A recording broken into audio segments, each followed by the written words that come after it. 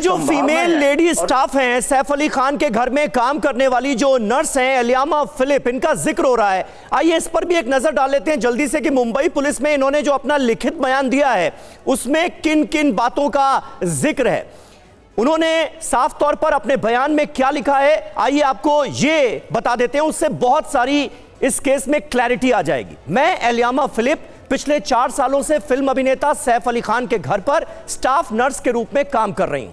मैं सैफ अली खान के छोटे बेटे जहांगीर, जिसे जे बाबा भी कहा जाता है, जो 4 साल का है, उसकी देखभाल करती हूं।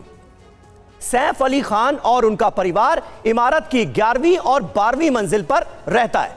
12वीं मंजिल में 3 कमरे हैं। सैफ सर और करीना मैडम एक कमरे में रहते हैं। उनका बड़ा बेटा तैमूर दूसरे कमरे में रहता है, जिसकी देखभाल गौता नाम की नैनी करती हैं। जे बाबा तीसरे कमरे में रहता है और मैं और एक दूसरी नैनी जूनू उसकी देखभाल करते हैं। क्या आप घर से कोई बिजनेस शुरू करने के बारे में सोच रहे हैं? तो पापड़ बिजनेस शुरू करो ना, कम इन्वेस्टमेंट और मुनाफा डबल। ज्यादा जानकारी के लिए अभी डाउनलोड करें फ्रीडम ऐप। ये बयान है हाउस हेल्प का, सैफ अली खान के घर में काम करने वाली उस महिला का, जिसका सबसे पहले सामना हुआ इस अनजान शख्स से। 16 जनवरी 2025 को रात लगभग 2 बजे मैंने एक आवाज सुनी और जाग गई। जब मैं उठी तो देखा कि कमरे के बाथरूम का दरवाजा खुला हुआ था और बाथरूम की लाइट जल रही थी। मैंने सोचा कि शायद करीना मैडम जे बाबा को देखने आई होंगी, इसलिए मैंने देखा और फिर से सो गई। लेकिन मुझे कुछ अजीब लगा इसके बाद, इसलिए मैं फिर से उठी। इस बार मैंने देखा कि एक अज्ञात शख्स जिसने टोपी पहनी हुई थी बाथरूम के दरवाजे के पास खड़ा था। जब मैंने उसे साफ साफ देखने के लिए मैं थोड़ा सा झुकी तो वो आदमी बाथरूम से बाहर निकला और जे बाबा के बिस्तर की ओर बढ़ने लगा। मैं तुरंत उठी और जे बाबा के पास गई। उस व्यक्ति ने अपनी उंगली अपने होठों पर रखकर चुप रहने का इशारा दिया और हिंदी में कहा, कोई आवाज नहीं।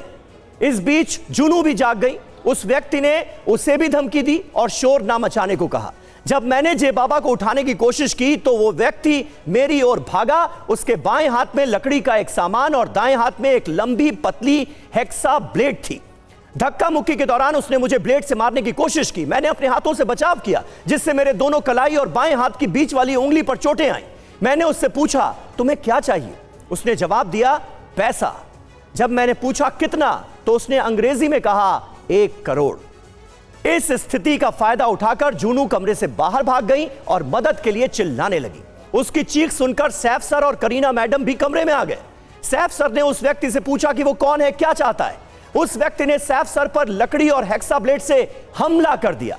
जब हम उनके साथ कमरे में वापस गए तो देखा कि दरवाजा खुला हुआ था और वो व्यक्ति गायब था। यह पूरा बयान है सैफ अली खान के घर में काम करने वाली हाउस हेल्प का। यानी बहुत हद तक हमलावर के इरादे इससे साफ जाहिर हो जाते हैं। रवि, बिल्कुल, लेकिन सवाल भी बहुत सारे हैं। सैफ पर जो हमला हुआ उसमें अभी तक 10 खुलासे हुए और 10 सुलगते हुए सवाल भी हैं। वो सवाल क्या है हम आपको बता रहे। देखिए, खुलासा नंबर 1 क्या है। वो खुलासा नंबर 1 ये है कि जिस कमरे में हमलावर घुसा वहां सीसीटीवी था। तो सवाल है कि कैमरा क्यों काम नहीं कर रहा था, तस्वीरें कहां हैं। दूसरा खुलासा यह है कि हमले के बाद इब्राहिम ऑटो से सैफ को अस्पताल ले गए। तो सवाल यह है कि पर्सनल गाड़ी का इस्तेमाल क्यों नहीं हुआ। तीसरा खुलासा, हमले के वक्त काफी शोर हुआ, स्टाफ जाग गए थे। सवाल, इतने शोर के बाद भी आरोपी आराम से कैसे निकल गया। खुलासा नंबर 4, मेड की जब नींद खुली तब हमलावर जेह के टॉयलेट में था। तो सवाल यह है कि गार्ड कहां थे, बायोमेट्रिक लॉक कैसे खुल गया।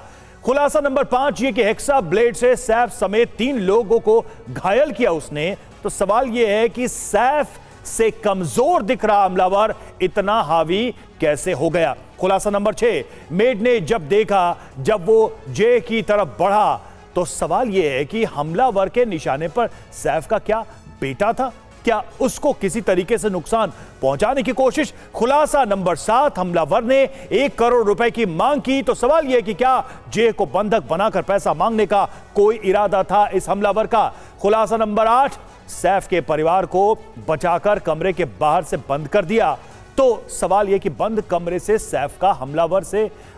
कमरे से हमलावर कैसे निकल गया। और खुलासा नंबर 9 की छठी मंजिल की सीढ़ियों पर सीसीटीवी में वो दिखता है हमलावर। तो सवाल यह कि 12 मंजिल तक सीढ़ी से उतरा, सिर्फ एक ही कैमरे में वो कैद हुआ, वही तस्वीर सामने आई। खुलासा नंबर 10, 2 घंटे पहले तक के सीसीटीवी में वो नहीं दिखा, फोर्स एंट्री नजर नहीं आ रही है। तो सवाल यह कि किसी की मदद से कई घंटे पहले से वो बिल्डिंग में था, कहीं मौजूद था, छिपा हुआ था। हमारे साथ रंजन द्विवेदी सर भी जुड़े हुए। द्विवेदी सर, इतनी सारी बातें, इतने सारे फैक्ट्स, इतने सारे सवाल भी आ गए हैं, आपको अभी तक इस पूरे मामले में क्या नजर आता है? क्योंकि हमलावर का इतने कॉम्प्लेक्स, अगर कहें कॉम्प्लेक्स एंड सिक्योर्ड बिल्डिंग में घुसकर सैफ को घायल करके आधी रात को आना और सुरक्षित निकल जाना, यह साधारण बात तो नहीं है, यह साधारण घटना तो नहीं हो सकती। आपकी आवाज नहीं आ रही है द्विवेदी सर, सुन पा रहे हैं आप मुझे? अभी आपको आवाज आ रही है? हाँ जी, आ रही है। हाँ, समझिए ये नेचुरली इतना टाइम हो गया है और सवाल तो बहुत हैं, और जो मौके पे जैसे जैसे घटना हुई तो ये जो नर्स है उसके बयान में काफी इसका खुलासा भी अब तक हो गया है। और पहले एक शक ही हो रहा था कि ये अगर प्रोफेशनल सा थीफ है तो जाहिर है कि टोपी होनी चाहिए सर पे इसके, क्योंकि उससे काफी चेहरा छुप जाता है और कोई शक भी नहीं करता कि चेहरा छुपा रहा है। पर एक ये बात क्लियर हो गई कि टोपी लगाया था, और मुझे लगता है कि जो स्कफल हुई वहां पे हाथापाई हुई है और ये भागा है, उसमें उसकी टोपी कहीं गिर गई हो। और जब ये नीचे उतर रहा है तो उस समय एक कपड़ा इसके कंधे पे जरूर है, लेकिन कपड़ा इस कपड़े से अपने चेहरे को छुपाएगा अगर वो, तो फिर लोगों को शक हो जाएगा, जो भी देखेगा सीसीटीवी जी।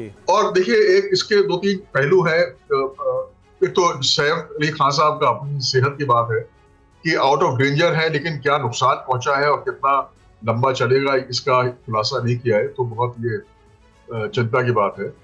दूसरा ये है कि ये देखिए, हम लोग जो है क्वालिटी कॉन्शियस नहीं है, इतने हाई प्रोफाइल लोग हैं, इतना पैसा खर्चा करते हैं सिक्योरिटी पे, लेकिन उसका एक पूरा प्रोटोकॉल होता है कि आप ड्रिल कीजिए, कभी कभी हर 2 महीने 3 महीने में देखिए कैमरे चल रहे हैं नहीं चल रहे हैं, जो गार्ड है वो मुस्तैद है कि नहीं है, कोई वहां पे इतने, अब देखिए 33 आदमी उनके सेवा में है जी, उनमें से कोई आदमी हुआ ऐसा नहीं था जो गाड़ी चलाता हो, ड्राइवर हो। तो ये तमाम अच्छा सर, एक सवाल चूंकि सैफ अली खान अगर शारीरिक बनावट के हिसाब से देखें तो काफी ठीक ठाक उनकी बनावट है, और ये सब पूछ रहे हैं, मतलब ये सवाल चर्चा का विषय है कि जो हमलावर है वो इतना पतला दुबला कमजोर है, और उसके हाथ में एक लकड़ी का कुछ सामान होता है और एक वो ब्लेड होती है या जो चाकू जिसे हम कह रहे हैं। 6 बार वो हमला करता है, वो बिना इंजर्ड हुए, बिना किसी चोट के, अगर कोई भी स्कफल होता है वो चला जाता है। मतलब सैफ की शक्ति, शारीरिक शक्ति के सामने वो इतना हावी है, उन्हीं के घर में, उन्हीं की बिल्डिंग में, और वो सक्सेसफुली वहां से निकल जाता है। इस तरह के अपराधियों से, ऐसे लोगों के आमना सामना हो, ऐसी सिचुएशन को कैसे देखा जाए? कितना स्वाभाविक है या कितना नेचुरल है? क्या ये कोई पैनिक की सिचुएशन होती है, या फिर ऐसे लोग बहुत माहिर होते हैं कि आपकी कद काठी कुछ भी हो, आपको वो इंजर्ड करके, घायल करके भाग सकते हैं?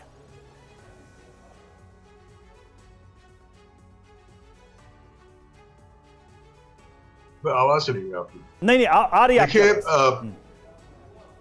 ये डिपेंड करता है कि पहला वार क्या लगा है, कि सैफ जो है उसको ओवर पावर करने के लिए क्या कुछ कर सकते हैं, क्या फोर्स अप्लाई कर सकते हैं, एक बात।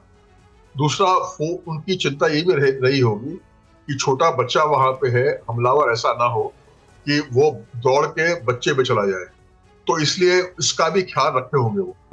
और इस तरह से उसने मारा है उनको। और देखिए, स्पाइन में जब जो अगर चक्कू लगी है तो ये बड़ा सीरियस स्टैब था, ये बड़ा सीरियस वार था, जोखिम ये असर पड़ा होगा इसका। और तो इसलिए कद काठी की बात इतनी नहीं है, क्योंकि उसके पास एक हथियार था, और सैफ जो है वो अपने को बचा रहे होंगे और बच्चे को बचा रहे होंगे जी। तो ये कोई बहुत जो है अद्भुत बात नहीं है। पर ये जरूर, अब कई इसके पहलू हैं जिनका कि बयान टीवी पे नहीं किया जा सकता, क्योंकि कई शख्स इन्वॉल्व है इसमें, बिल्कुल।